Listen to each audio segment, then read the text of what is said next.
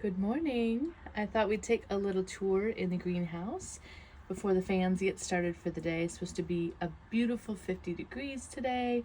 It is April 4th in Wisconsin. Got some experimentation happening this year, doing a lot of different types of flowers. So I'll take you through some of the varieties that are growing. Right now we're looking at some zinnias. I can already hear you. Yes, I know I can direct sow them in the ground, but I want to create consistent blooms throughout the year. So I'm planting these up in May, and then will put seeds in the ground in May as well and continue to get blooms all year. This is actually the Queen Lime series. So we've got a Queen Lime blush, a Queen Lime red, a Queen Lime orange, and a Queen Lime green. Love this series of zinnias, one of my favorites. Here we're going to move on to some marigolds. You're going to see a lot of marigolds today.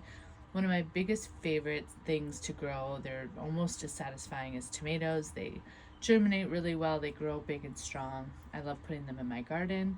I'm also going to be putting them around the zinnias. And actually, it looks like we already have a little bud back here.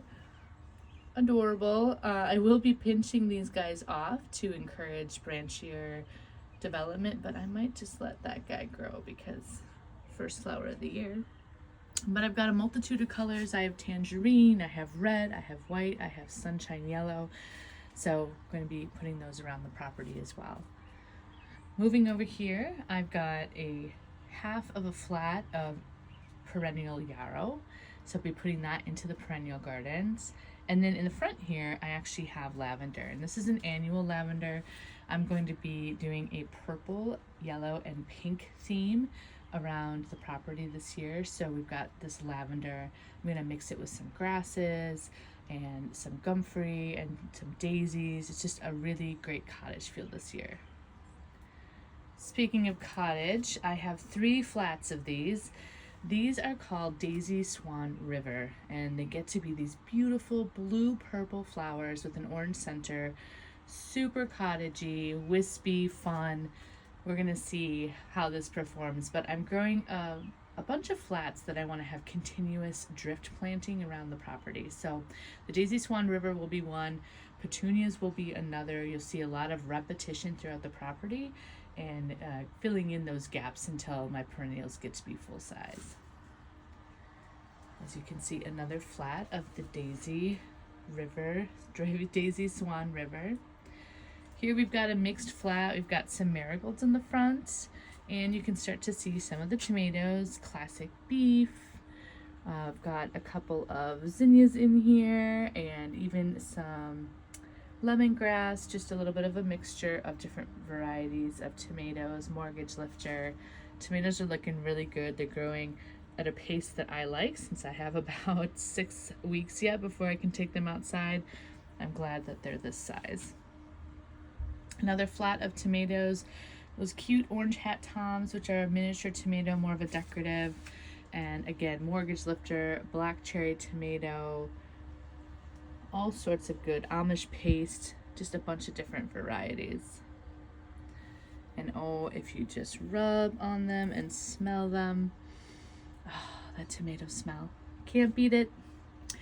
More tomatoes, Napa Chardonnay, apricot zebra tom, white currant, cherokee purple.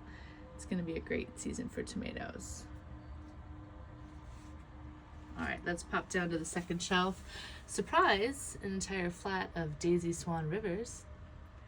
And here we've got a mixture of a bunch of different things. So I've got an Aster Torch Blue. I've got some mystery petunias here. In the back, I also have a few more asters. Really excited. Again, that purple and blue color I'm trying to introduce into the garden. Here I've got a flat of bachelor buttons. They are actually a pink, purple, and white variety. We have some in the front that are a bit further along, and then we have some in the back that were planted a little bit later. Some projects coming up here. I've got some Gumfrey purple and white. I've got some grass blue buddy, some rosemary, some petunias. So in the next couple weeks or so, these guys will get potted up. Here we've got a mixed bag of lemongrass, milkweed, pink evening primrose, which is a perennial. Tried some older seeds, some balloon flower Fuji blue. Looks like I only have a few of those coming up, but that's all right. And in the back, some bee balm as well. We got a couple little babies popping in here. So we'll see how these germinate. It's okay, they were older seeds. We're just getting what we can get. And we've got some peppers. Got some further along in the back. Again, struggled with peppers again this year. I water too much. So let those peppers get a little drier than anything else. But I've got a good germination rate on these new ones. So I'll probably be potting these up in the next week or so. And then here, calendula. Yeah, maybe I didn't have to start calendula inside, but hey. So this is what I'll be potting up this weekend. And I don't know where I'm going to be putting all of these, but that's okay. Figure that out. That's for a later time, problem for later gen. And we've got some great petunias that are coming up, apricot.